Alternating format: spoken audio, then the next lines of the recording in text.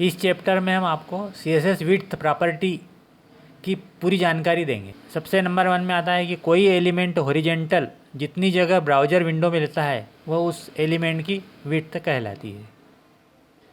Second number, width property द्वारा केवल element content area की विड्थ सेट होती है।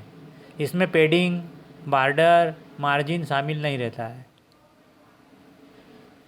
इसके लिए हमें बॉक्स मॉडल को समझना ज़रूरी होता है। डिफ़ॉल्ट जो विड्थ है वो सेट रहती है।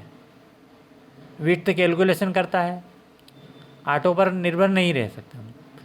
इसके लिए हमें पिक्सल, सेंटीमीटर, पॉइंट और परसेंट में सेट करना पड़ता है। सबसे पहले हम यहाँ HTML का टेक्स्ट लिखेंगे और टाइटल के अंदर लिख दिया हमने width and maximum width. Heading के अंदर लिखेंगे यूजिंग विड्थ, दूसरे हेडिंग में लिखेंगे हम मैक्सिमम विड्थ और तीसरे में लिखेंगे मिनिमम विड्थ। उसके बाद में पहला लिखेंगे विड्थ। विड्थ में एक पैराग्राफ बना लेंगे हम, दूसरा पैराग्राफ बना देंगे और तीसरा पैराग्राफ बना देंगे। तीनों का उपयोग करेंगे हम यहाँ पर। हेडिंग 1 में, हेडिंग 2 में विड्थ, दूसरे पैराग्राफ में मैक्सिमम विड्थ और तीसरे में हम मिनिमम विड्थ सेट करेंगे। इसका डिस्प्ले देख लेंगे हम। यहाँ पर ये सेट हो गई, लेकिन यहाँ पर ये ब्राउज़र के हिसाब से बाय डिफ़ॉल्ट ये रिस्पॉन्सिव है। लेकिन अगर इसमें हम ऑटो लगाएंगे या मार्जिन लगाएंगे या पेडिंग लगाएंगे तो या इमेज लगाएंगे तो हमें इसकी मिनिमम मैक्सिमम विड्थ सेट करना ज़रूरी हो जाता है। ये ब्राउज़र के हिसाब से तो ये रिस्पॉन्सिव है, लेकिन हमें CSS में जब लगाएंगे तो हमें इसको विड्थ को सही तरीके से समझना पड़ता है। ये बाय डिफ़ॉल्ट है HTML के हिसाब से। अब CSS में इसका उपयोग करेंगे हम। तो सबसे पहले हमने स्टाइल लिख दिया। उसके बाद में पहले पैराग्राफ में क्लास बना दी A, दूसरे में B और तीसरे में C। अब स्टाइल के अंदर हमने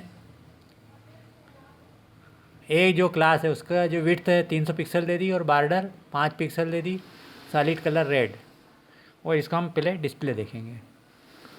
तो ये इसका डिस्प्ले इस प्रकार है। अगर इसको हम 300 पिक्सल तक ले जाते हैं, 300, तब तो ये रिस्पॉन्सिव रहती है, लेकिन उसके बाद में फिर इसकी जो है ये अंदर चले जाता है इसका।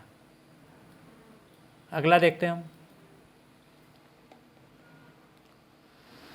दूसरे पैराग्राफ में हमने मैक्सिमम विड्थ 500 पिक्सल दे दी और तीसरे पैराग्राफ में हमने मिनिमम में दे दी 800 पिक्सल। अब इसका हम डिस्प्ले देखेंगे।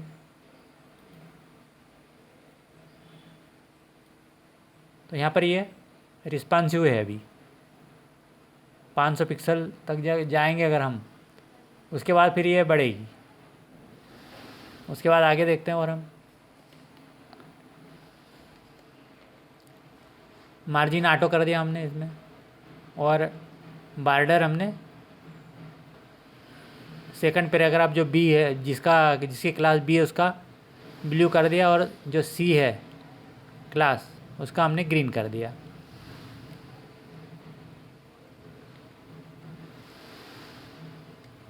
कंट्रोल सेव करके हम इसको देखते हैं।